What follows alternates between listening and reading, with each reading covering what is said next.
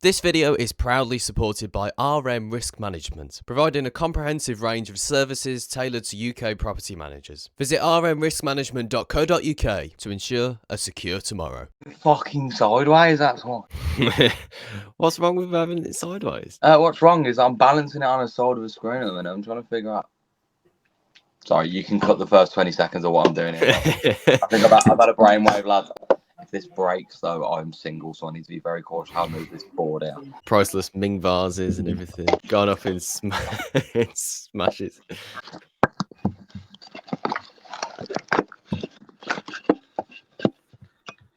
Entertain yourselves at home.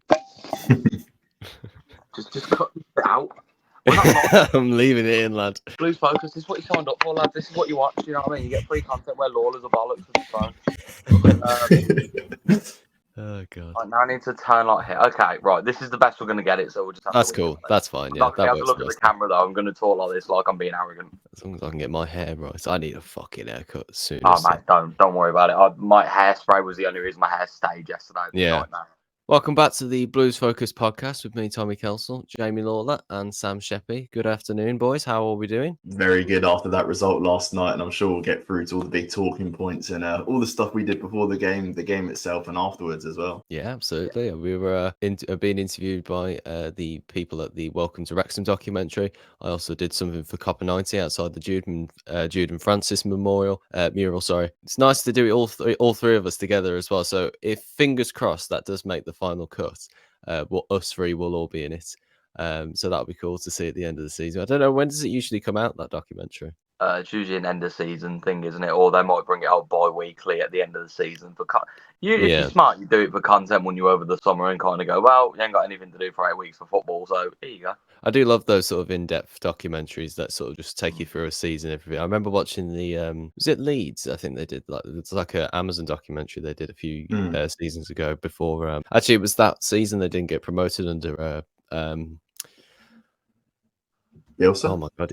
Bielsa, there we go. For some reason, I thought it was Corberan. I was like, that's not right at all. I could not remember his name for the life of me. I think he was assistant then to Bielsa, as like the protege then. Yes, now that would have been the master, I guess, at West Brom. But I can hear Jack's voice in the back of my head right now saying, how dare you not remember who his name? Because he fucking loves Marcelo Bielsa. Honestly, they're like top 5 managers that Jack would have as Blues managers. He's right up there if he ever comes as the Blues manager. I advocated Bielsa in the summer, didn't I? I said when we didn't have a manager at the time, or when we got rid of Eustace, I was like, give me Bielsa. Yeah. Well, Bielsa's nickname's El Loco, so he'd fit right in at Blues, wouldn't he? Oh, 100%. Yeah, he'd be my type of manager as well, you know. Just I think though, like with the football that Davis has got us playing lately, I think that's just like it's kind of a more structured setup in a weird way, because like the possession obviously is quite high tempo and everything. We were quite eager to press and everything as well, but I think that's what we did last night quite well, actually, is that the fact that as soon as we went a goal down, like the press on the ball was quite good, you know. We got the ball back as soon as much as we can. And now obviously after the equaliser it was massive, but yeah, let's go through this bit by bit. So obviously we're going to try and keep these shorter episodes, like to the points and everything. So obviously we did all the things beforehand. I was there a bit before, so I saw Tom Brady turn up. I also saw I actually had a picture taken with Rob McElhenney, with the Wrexham owner. Ryan Reynolds wasn't there, but he was in attendance later on in the game on the FaceTime after everybody was singing "You Can Stick Your Fucking Deadpool Up Your Arse." David Beckham did eventually turn up. Obviously, you wouldn't have seen it on my vlog because we went in at that point.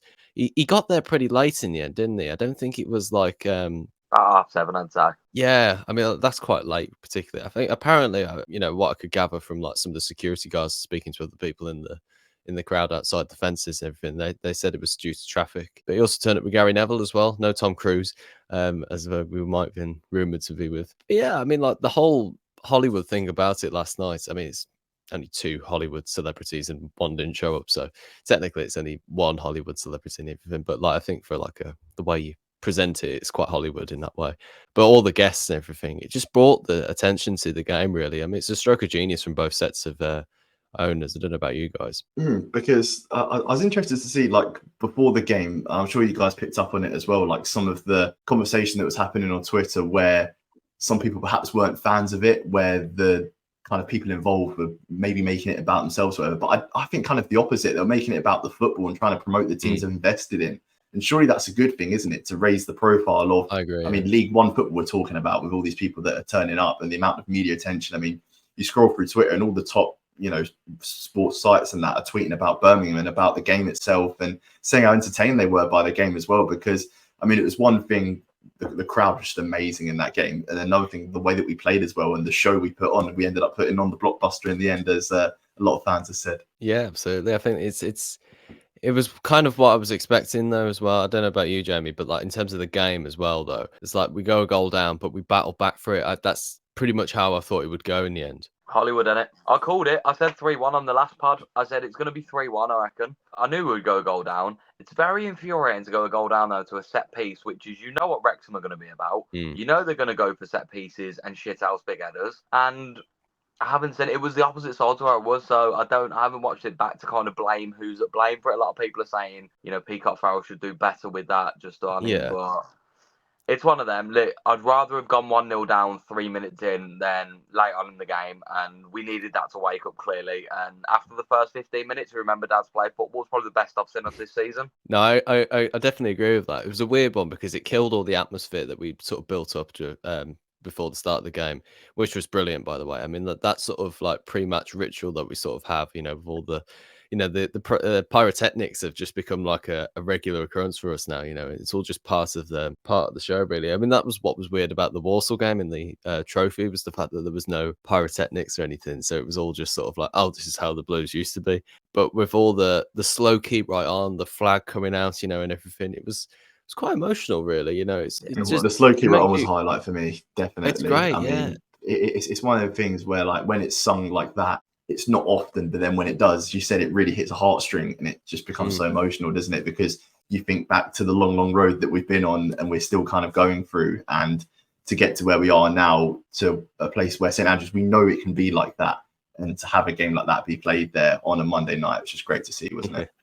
I remember singing that sort of slow key right on after against Hull back in 2018. It was Remembrance Day, so I remember that well. And the way we sang it was like, oh, I've never done it like that before. Like, that's like, because obviously the way we sing it, like during the game, is quite, energetic and passionate and everything. But before the game, when you do like that, it's like a hymn almost when you sing it like that slowly and more melodical and everything. It's really nice. And I think with the flag going over as well, but obviously speaking to my dad about it, because obviously when I film it on my vlog and me and Jack are singing the song and everything, it's like, it obviously, like all of us being Blues fans, it's like, it's still great to be a part of, even though how shite it's been over the last few seasons. Like, to finally have it like coming back to a point where going to watch the game is enjoyable, even if we are in League One, which is still depressing, but still, like, actually, making it enjoyable is something that's really important for all of us. You say depressing, I say it's fun watching us fucking win some games. Because it is. After last season, this is nice. I mean, we comfortably won that last night. And I'm not just saying that. Like, I know the scoreline was only 3-1. But, I mean, once you got that third, there was no one else who was going to win. I think as soon as we got the equaliser, I think we were the one that were looking the most promising. Obviously, when Stansfield scores again, then the game is almost complete. And then Iwata's goal, I mean, like, it was no doubt we were going to win that game. Then, we were so in control. Everything was going our way. And Wrexham just looked shattered after that. I think they just realised the tempo and the fitness levels of us. We were much the better team in the end, which obviously I thought Wrexham were going to offer a bit more, but it's good for us though, because we can show that we can go and it's like a little bit of early proof that we are more than capable of winning the league as well. Picking up what you were saying about Wrexham, and they tired towards the end, but I think they came to St Andrews with a game plan, and it's a game plan that has been done before, and I feel like it's going to be done a lot of times over again, where we see the game maybe try and be slowed down a bit, and two culprits in particular in their team trying to get in the heads of our players. And towards the end of the game, we had that melee, didn't we? And it was a shame that it happened the way that it did, in the fact that Bielik got sent off with the second yellow card. But what I would say, though, is that when the melee did happen, all of the outfield players on the pitch of Birmingham were getting involved in it. And I do kind of like that camaraderie and that team spirit, 100%. That we're not going to be pushed over by people that are going to try and rattle us and get in our heads. It really feels like a team collective, and Bielik being that guy. I know obviously the second yellow happened, but the first yellow, just because he's the captain and wanting to get involved, I'm a fan of that, to be honest. And you see Tom Brady at the top clapping because he knows what it's like in American football, where it's all very intense in that. And honestly, I'm kind of a fan of it. I love it. It embodied what we were about though last night. Like, we were gritty and we played well. What I was gonna say, how many times have we said this season, lads? Yeah, we're playing well, but we need to score. We took it by the jugular last night. Their first 15 minutes that second half, they were like, right, we're going to hold out for a point. We're like, no, you're not. What a ball in from Cochrane. Lovely header across goal. And that strike, that was a joke. That's such a clean hit. Here's a question for you both. Obviously, we're jumping around all over the place here, but fuck it. Always. It's Blues Focus. What do you expect? Out the 2 goals, and I'm hoping that one of you says the different one. The Stansfield second goal or the Iwata's goal. Which do you prefer? Oh my God, that is a tough question. That's really tough. They were both pearlers, honestly. They were beautiful. I feel like the Stansfield second goal was fantastic for the Cochrane cross and the fact that David Beckham was in attendance as well. And that's a cross that I think even David Beckham would find hard to pull off. So to do that in front of someone like him, I think that's just a brilliant one, wasn't it? You saw his face afterwards where he's like, yeah, it's pretty good, actually. So you're going for the Stansfield one then, Sam? Yeah. Both goals are fantastic, though. Yeah. Both goals are fantastic. Jamie, were you going to go for the opposite one? Because I hope I was going to say, barely, though. Like, I'm talking. And I think only because you've got no right to do that. I mean, don't get me wrong. Stansfield's great. He's a centre forward. That's what his bread and butter is. I think that's probably the first header I've seen him score as well for us, because he doesn't win many headers, does he? He's not the biggest lad. Yeah, I think most of his goals he scored for us last season were mostly on the break, weren't they? Let's be honest. When he hit it, I thought, oh, he's had a dig, and then I was just like, oh shit. I mean, also because I nearly lost my knee and my toe when that went in last night. I am grateful to the lads behind me, and lads, we had a great time. You know who you are if you watch this pod. Thanks for that. Thanks for kneecapping me in the back, sending me over the stands, rupturing what knee I have left. And then when I tried to stand up on the chair, the bloke who had been stood up in front of me all fucking game for the first time in the game went, I'm going to sit down now, and crunched my toe in the fold of the chair. So I've never celebrated a goal at Birmingham City, was writhing in agony with my girlfriend next to me going, are you okay? And I'm like, yeah, I'm fine. Like dying inside while going, that was a fucking great goal. Like, I've never had been that so many happy emotions. and pissed at the same time. Yeah, I was like happy, fuming. And I was like, are you all right, man? I was like, yeah, I'm fine, mate. Yeah, cheers. The adrenaline's still going, so it doesn't even hurt, and it's just like you're going through it. And I nearly flew over the stairs. I'm talking like I had 2 lads either side of me, and Jazz like kind of blocked my chest off because I was gone. Like, I was in flight, like mayhem. But let's be honest, it was crazy. It was great. Like, what a goal. And just perfect timing to do it as well. Like, Wrexham kind of thinking, right, if we hold... Every team thinks it when you go 2-1 down away from home, don't you? Go, right, okay, we need to hold the Storm for a bit, and then we can try and get them late on. Yeah. Nah. No, we were on it. And I love that as well, because I've always thought as well, after you've scored a goal, the best time to get another one is immediately after. And obviously there was a bit of time between them, but as well, just having a pop as well, because there've been a couple of moments in the first half, and you know, as the running theme really of the Blues the last couple of seasons, just not pulling the trigger enough. And for him to take that little bit of space, and then as soon as he was about to take it on, I was like, I knew it was going in. It was like, just get in, you know, because it was a perfect shot, you know, off the laces, straight into the bottom corner. Keeper had absolutely no chance.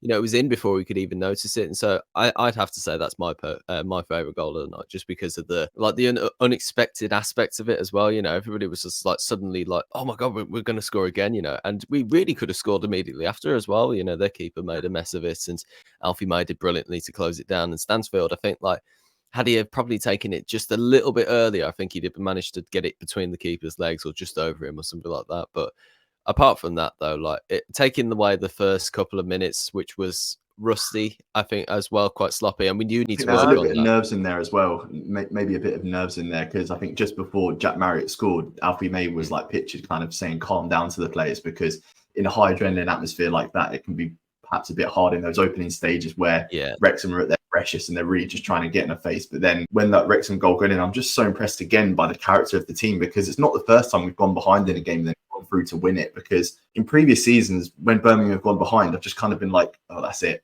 You know, the points of the very best we can get, let alone win it. And again, like what I said about the melee, it's just that team collective to try and get back in the game, persevere, and that winning spirit as well that Tom Brady spoke about before the game. So I don't know if you've seen like the interviews he's done with a lot of the news outlets, but obviously with him coming from an American football background and this being a soccer background or whatever you want to call it, I'd still say that some of the principles of team sport are still there, and the way that he speaks about team sport and everything, you can see why he did what he did in America, being a 7-time Super Bowl champion. And as much as people go, "Oh, Brady being on board is just a publicity stunt," I think from his interviews that he's done, you can see that he really does care about the club, and the way that he celebrated the goals as well. He's really invested in it, and us winning last night just will further that investment even more, I think, of just being in the moment. And apparently he spoke to Chris Davis on multiple occasions, and he's happy with that appointment. So seems like a really good cohort at the club at the moment in terms of getting us up and in the right direction. Yeah, I mean, like people in sport are interested in sport. Do you know what I mean? And Brady as well is a perfect example of that. He loves just being a part of things, and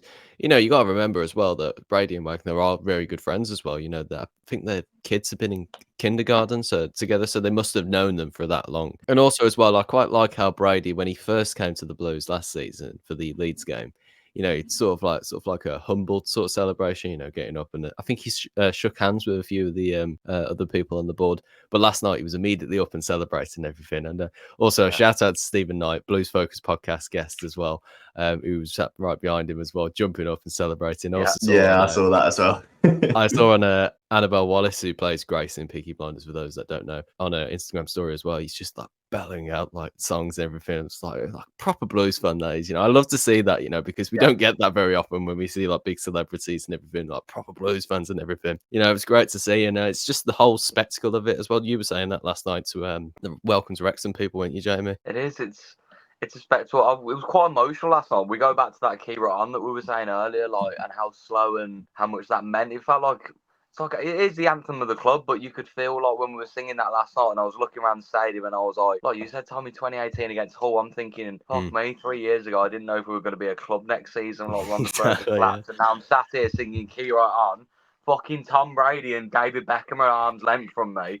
Sat over there with Gary Neville going, "What is this?" on a Monday night at Sky Sports. For Blues Wrexham. For Blues versus Wrexham, sold out stadium on a Monday night in League One, 28,000 strong. Like, it was incredible. I think a lot of the sort of criticism from the American sort of things like that, I think there's a lot of jealousy in that, though, because like you look at other clubs that have been in similar situations to us over the last couple of years, and you know, like we're not alone in this, you know, being absolutely terrible and having terrible performances and feeling like going to the games is like a chore and everything. But now that we've got this and other clubs have still got what they've got, and you know, there's nothing wrong with that. You know, like some teams, you know, their clubs have been going for just as long as we have, you know, and everything. They've got their own traditions and everything. But I think there is a little bit of jealousy because there's a goal that we can set ourselves with this now. You know, we've got all this aspiration. I think like, you know, we can go and do those things if we wanted to, but I think other clubs that don't really have that pull and that attraction, they're feeling a little bit envious of that, and I envy them. I feel for them as well, because you know, like I can see Jamie grinning, completely couldn't give a fuck. Fuck Wrexham.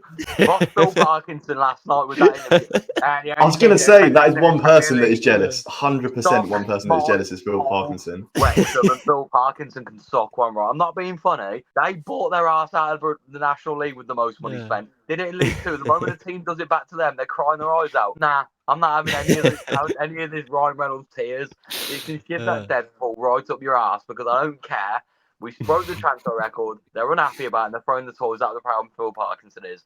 Jamie's been on a roll a bit lately with all the banter he's been putting in on the Facebook chats I went off on the League One banter page today, and I couldn't give a shit, because I was like, someone put, "You Birmingham fans need to calm yourselves down. You only won one." I was like, listen, you bought you out of 2 leagues. That happened to you, and you cried about it. Fuck off. Don't get me wrong. All jokes aside, the financial shit that all teams have gone through, you're talking your Portsmouth, Bolton have been through to an extent. A lot of teams have been through the financial pain of what it is like. It is tough. So you know what? Why not splash the cash? Because you know what, we can. And it's nice to have a bit of a breathing space for once again. It is. You want to buy Stanfield for 10 million? Yeah. You know what? Last night Rex cried about it. Fucking worth every penny, only last night. So... Well, you see last night amazing arguments with the announcement of Delta Airlines becoming a new partner of us as well. Yeah, of and course, again, just goes to show like the pull of our club, and they're meant to be the biggest airline in the world, and they decided to partner with us. Oh, Jamie's gone. Oh. Won't be a second view. There's the League One banner pages after him. They've tracked him down. They've found exactly. Off your pop, son. He's back. You want to get back on stage? I got DDoS. The Wrexham fans are after you. Oh God, this podcast is a godsend. Anyway, I'm so sorry. Yeah, carry on, lads. Welcome back. You can tell you've missed us, honestly. I'm guaranteeing you're absolutely pissing yourself at home of how incompetent we all are. I just want to point out, I'm not saying I'm the Oracle, but Paul Mullin is a rat. I know bag. that was a A very rat strange. in more ways than one, because he went for a bite, didn't he? Suarez. I couldn't Honestly, believe it. I got a text saying, you know, he just bit him. I was like, no, he didn't. No, he did. I was Yeah. like, are you joking? Like, what's going on here? I don't think I'm not entirely sure my vlog would have caught it because I think I've started recording just after it happened. So he must have been on the floor and in that challenge and then just thought about doing it. But it's proper weird, that was. And obviously the fight that kicked off because of it, it was good entertainment, that was, though, wasn't it? I mean, like, we all enjoyed that. I mean, like, all the pundits and commentators will always say, because they have to, you know, because of regulations on telly, that we don't want to see this. But secretly, deep down inside, Good old scuffle, no VAR involved. Yeah, exactly. Yeah. No sending off after it, just get on with it. Yeah, yellow cards being dished out to the wrong players and everything. And let's move into the Rotherham review then. So obviously, it's 4 wins on the bounce. Hang on a minute, how many? Yeah, 4 wins on the bounce. 4 wins, is it? We played 5. Yeah, in the league. One draw and then 4 wins. Yeah. So 4th win on the bounce. Can we make it 5 on Saturday? Yeah. Well, I think our task has been made harder because of Christian Bielik getting suspended, because seems to be with the patterns of play from the back, it does start off with him, doesn't it? But then again, you look at Rotherham, they've had a shaky start and they were one of the favourites, weren't they, for promotion, yet they've only won 1 game. So things don't really seem to be clicking for them. And I think back to last season when Rotherham were god-awful, weren't they? And to be worse than us last season, that took some doing, didn't it? And they were. And it was Steve Evans' first game. And as soon as he was appointed the new manager that game, before we played him, we kind of knew what was going to happen, didn't you? Where just going to shut up shop, look for a point. And that's exactly what happened. But with our new style of play, with a manager that's more ambitious going forward, I feel like we are definitely going to get some goals on the board. It's just about, again, trying to keep that clean sheet in the league, because as much as you have the character to turn over games after we go behind, you'd like to just see us run away the game and have control from minute 1 to minute 90, which we almost did against Wrexham, but bar that slip up from the corner. But I just like to see that dominant performance from start to finish. And hopefully Bielik's absence doesn't prove to be that big of a deal. Because I imagine Ben Davis will come in, won't he? Yeah. I think we'll be fine. It might change how we sort of approach from the back a little bit. Obviously, Clare is a very good defender with the ball at his feet and everything.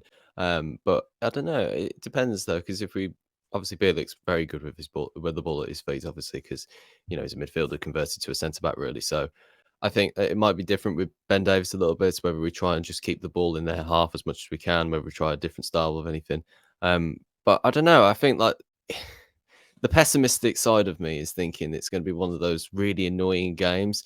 I'm not saying we're going to slip up or anything, because I'm still confident we can win. I'm confident we can win any game this season. But with their form and the way they've been going, you know, they'll be desperate to try and get a win. Obviously, we've come off the back of a very good win. So if we're talking typical blue style, then it's going to be one of those games that's just going to be such a pain in the ass to try and get a goal. They're going to defend like mad and everything. But the counter argument to that is, though, I believe we've just got better attackers than we have in the last couple of seasons. Because obviously last season we had Stansfield, but that was it. You know, like no one else could find the back of the net like he could. So we've got Alfie May, we've got Yokoyama, we've got Scott Rice, we've got Stansfield still.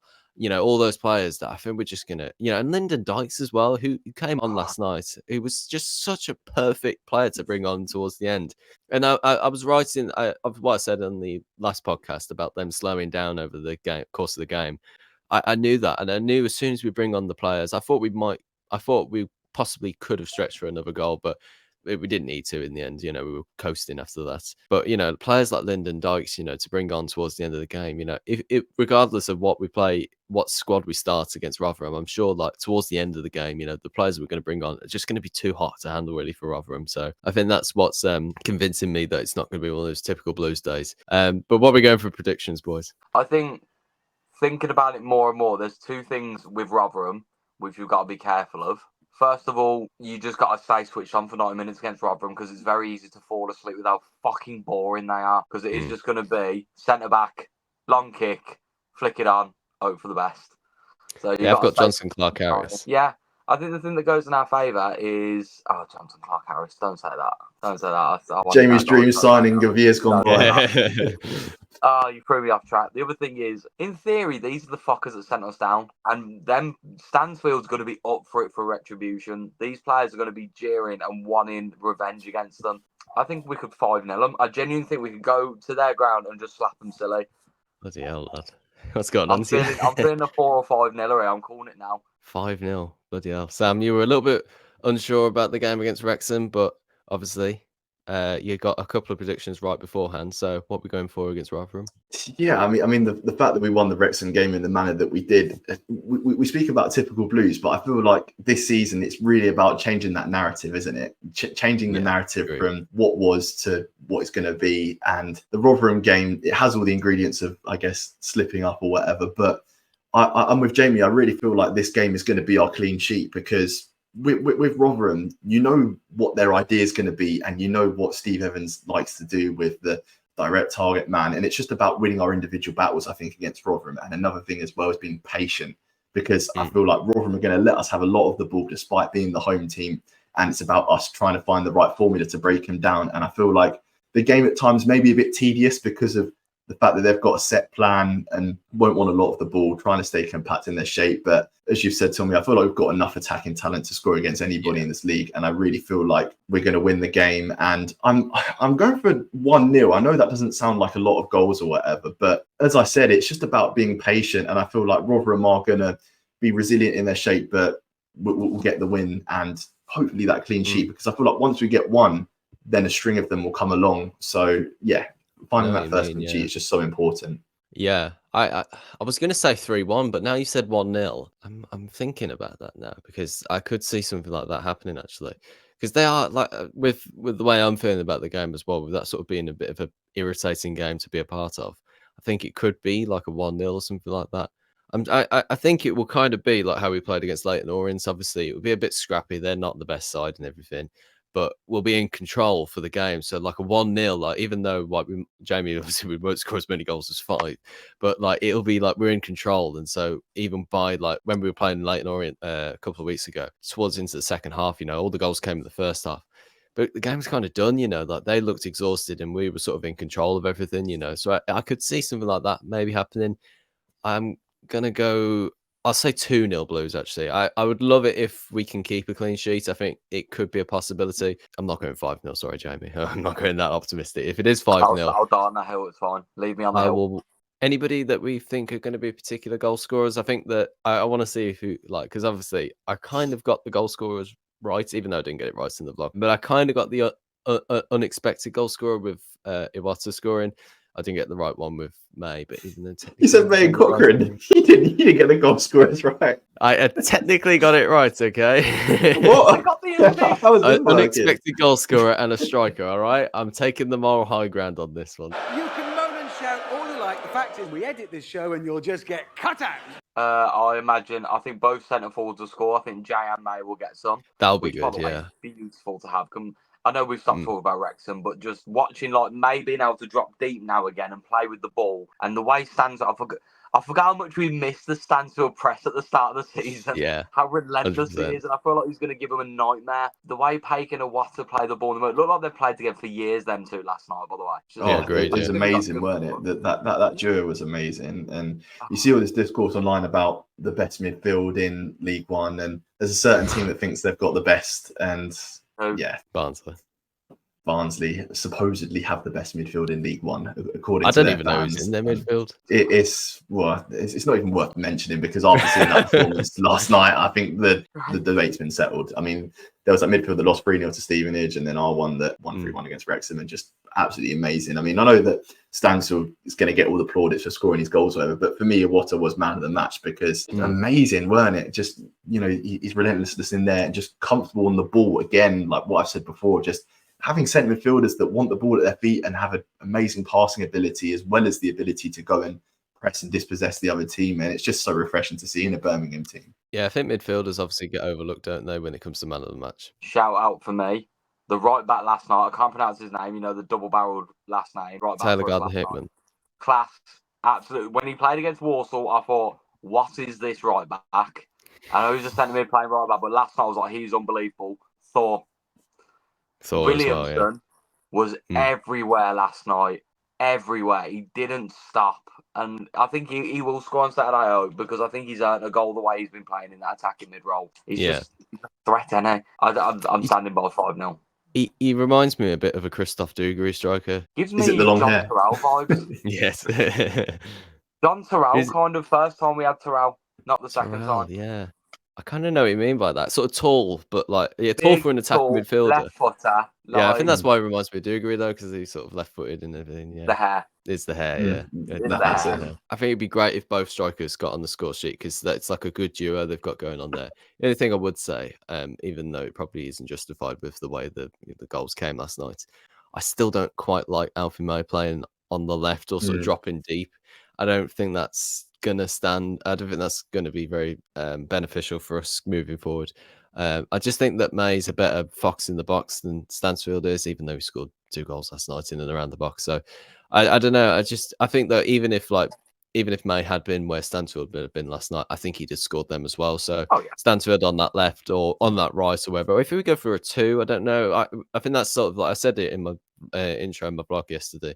Just sort of working out where everybody's meant to be playing and everything, because obviously we're working out who's best in what position at the moment, and obviously dropping Leonard as well for Iwata last night, what could have been a bit of a risk. And Leonard's not done anything wrong, is he? Like he's been Leonard, superb, and yet someone's come in and just been just as good. It's not that Leonard's done bad at all. It's just we've got now good options in depth, and like with Stansfield and May, the fact that both of them are good players, it's healthy competition, isn't it? And at the end of the day, it's a good problem to have, in my opinion, because if you're choosing out of good players, then end of the day you're going to get results, aren't you? We've gotten too much, like in terms of how weird it's at Birmingham City that we've got too much good squad, like in depth. Like in terms of last night, I was watching subs and I was like, oh fuck yeah, we own Keshi Anderson, don't we? He's class. Bring him on, yeah, good idea. He'll do a job. Going on to about May playing on the left, dropping deep. The equaliser came from it though. So as much as it is annoying not having him in there, May. I think the reason May sits outside the box more for Stansfield is May's got the bollocks switch shots like that where the keeper's got to parry it into a Stansfield to tap in.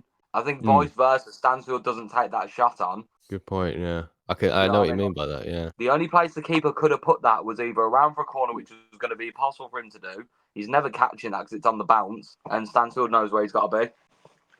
It's a good shout, actually. Yeah, I didn't think of it like that, actually. It might work like that, actually, because, yeah, I agree. I think that would work, yeah. Because Alfie May, he's sort of that sort of fox in the box type of shooter anyway. So any sight on goal he will take it on, whatever, regardless whether it hits the back of the net or not. There's always Stansfield to parry it in, yeah. It's a good point, actually. I didn't think of it like that. It's quite good, yeah. Yeah, so I've gone 2-0. Sam's gone 1-0. Jamie's gone 5-0. Hopefully a clean sheet on Saturday. Hope you've enjoyed these last couple of videos we've made. We've got a lot of new subscribers, so welcome to the channel. For those who've recently subscribed, be sure to stick around for much more content. We've got plenty more vlogs, plenty more content coming over. This is just the beginning, but yeah, that's pretty much all we've got to talk about. Jamie, Sam, thank you very much, boys. Thank you guys for listening and tuning in again. Be sure to like and subscribe if you haven't already. And yeah, thanks for watching. Keep right on. Keep right on.